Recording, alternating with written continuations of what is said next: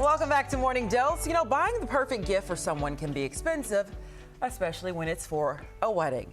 And that's why brides make a registry so guests can know exactly what the couple needs. Money is usually accepted, but believe it or not, one bride actually asked her guests specifically to give money, not just, you know, 50 bucks, 100 bucks, $1,500 a piece. And when they refused, she canceled the whole wedding.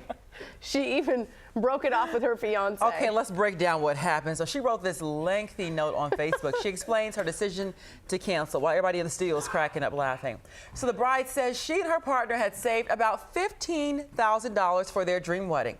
Well, then later on, they learned that the kind of wedding they wanted cost more than $60,000. Guess what? Don't get married. So they asked each wedding guest, hey, help us out, chip in 1,500 bucks. Those who don't send money, you're not invited. In the end, only 8 people RSVP. That probably was their parents and their siblings.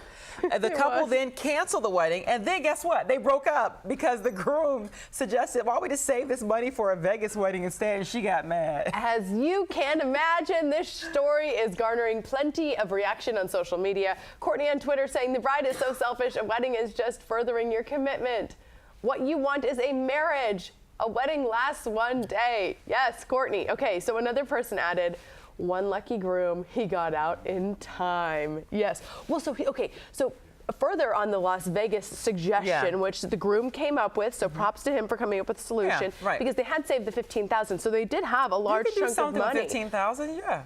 She went on to insult Vegas weddings, saying that they were cheap and trashy, and she's not a such and such, and she would never, which is just throwing shade to everybody who's ever had a wedding in Vegas. I mean, it's just rude altogether. You have to do what you can afford. She's trying to live a champagne lifestyle with a Kool-Aid budget. Okay, let me break this down real quick. She also then went on this rant on her social media, like using curse words. She accused her family and friends of ruining her wedding and her life. Girl, you ruined all of the above, and you lost your man. Yeah. Because you was trying to be Bridezilla with no money.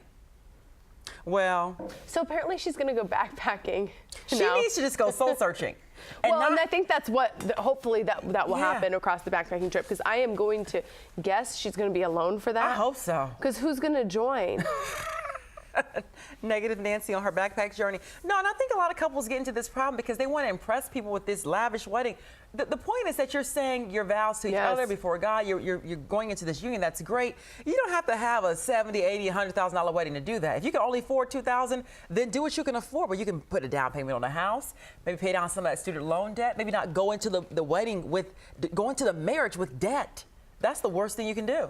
Doing something as a show is never going to result in a good relationship. I mean, it's just not. Putting up fronts in general all throughout the marriage, whether it's we're buying a boat to impress people, a house to impress people, the wedding to impress people, it's just not good. Like, your marriage is so sacred.